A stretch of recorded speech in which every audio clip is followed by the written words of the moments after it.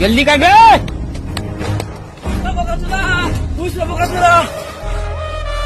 কি হলো রে, এত হাঁপাচ্ছিস কেন? CBI officer.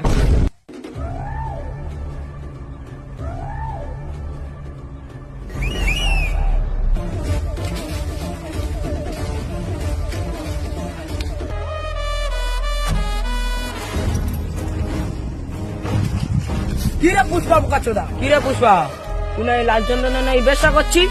কি স্যার, আমি শুনলাম আপনার বউ নাকি অন্যজনের সঙ্গে ঘাপাঘাপি করছে। পুষ্পা, মুখ সামলে কথা বলবি। কি স্যার, যে যা বলবে তাই বিশ্বাস করে নেবে? অপরাধ তুই স্বীকার করলে সাজা কম হয়ে যাবে।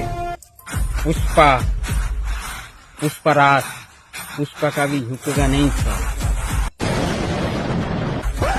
প্লিজ আমাকে ক্ষমা করে দাও।